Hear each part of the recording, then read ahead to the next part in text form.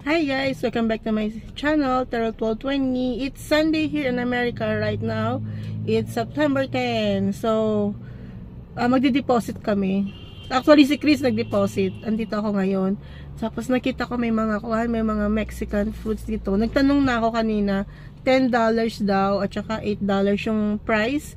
Yung $8 niya yung isang cup, plastic cup, na kasing laki ng lagayan natin ng milk tea. So, sabi ko kay Chris, gusto kong i-try. Parang Pilipinas lang, pakita ko sa inyo guys. Ayan yung kanyang shop. So, mga fruits. So, mamaya, tatry natin bumili. Bibili ako, sabi ko kay Chris, bibiling ko yung $10 yung nakalagay sa styrofoam yata yun. Parang sa lunch. Yung lunch, pang lunch na styrofoam.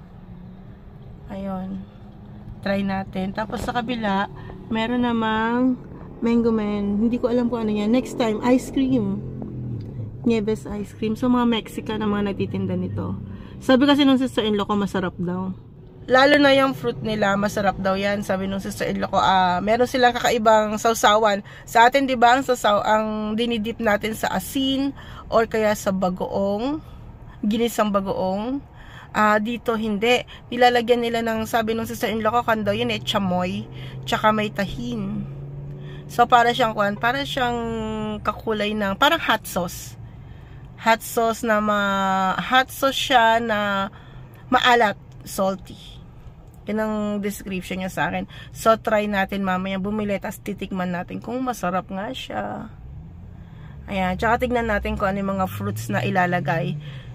Usually kasi mix yan. Nakikita ko ngayon may pipino, may watermelon, may melon or cantaloupe.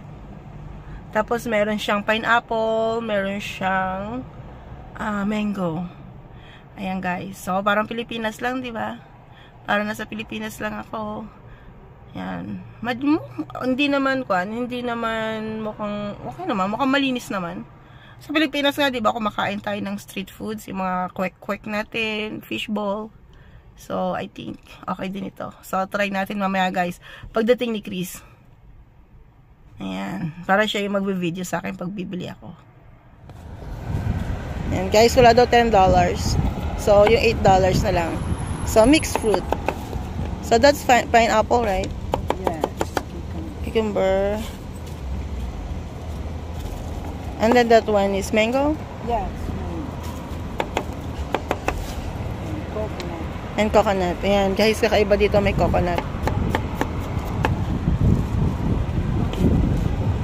Watermelon. Yung watermelon.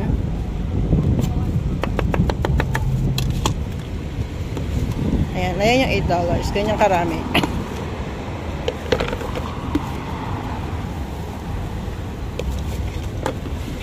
Do you want tahin, chamoy, salt, lemon?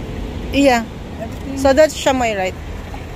Oh, can you put on a separate, please? You want to separate everything? Yeah.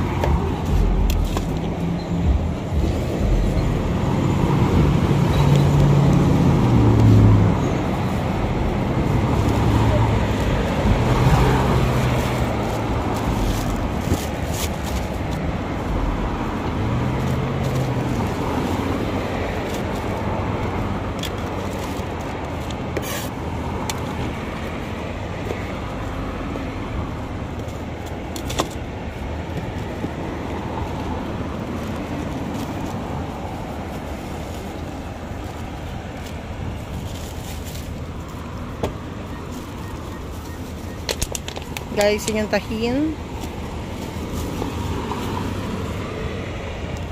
And that one is chamoy? Yeah, chamoy. Chamoy. That's it, guys. Ayun guys, diba? $8 siya pero marami naman. So, sulit. Wala din $10 today, so $8 na tayo. Ay, okay naman. So, try natin. Tikman natin pagdating natin sa bahay. See you later. Hi guys, nandito na kami sa bahay. So, ito yung fruits. Ito yung transfer ko sa malaking bowl. Diba? Punong-puno naman siya. Sulit. Tapos ito yung sausawan. Yan yung, imimix natin yung tahin sa chamoy. Try natin. Sorry, nagda-dark.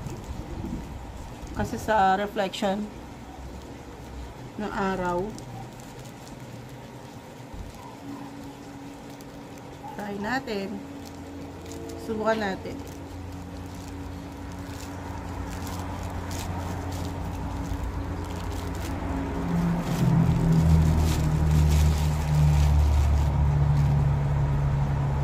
Meron pala silang singkamas. Oh.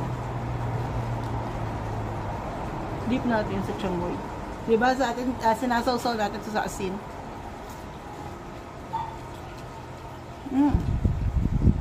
Oh. Nasawsawan niya maasim, na maanghang, na maalat.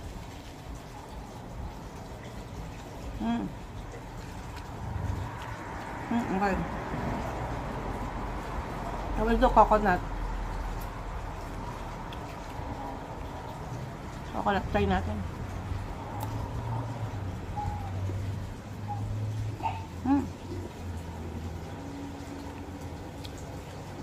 Okay yun pala. Kung siya, nyug, hindi siya buko. Nyug na siya, matigas. Guys, ito na yung lunch ko. Fruits, mixed fruits.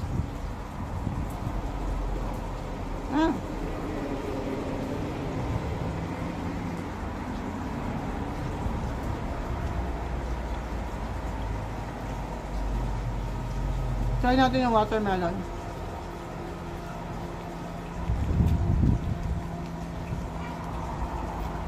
Binip ko rin siya.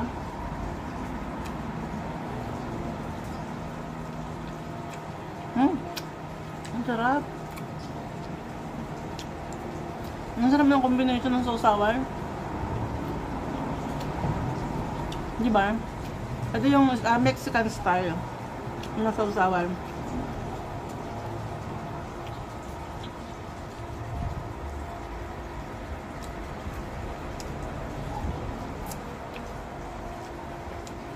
Napakasarap. So, chamoy, tahin ang kiran, ang sausawan.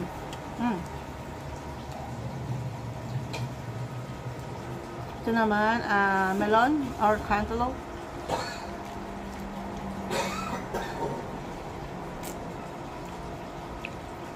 Perfect. Talagang nako-complement yung taste ng sausawan sa fruits.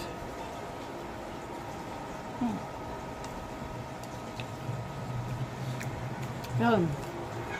Sobrang happy ako sa aking lunch for today, guys. Isang bowl na fruits. Yan yung aking lunch. So, sa lahat po ng naging nanonood aking mga videos, thank you so much, guys, sa support niyo. Kahit na matagal ako nawala, nandiyan pa rin kayo. Maraming salamat. See you on my next video. Bye!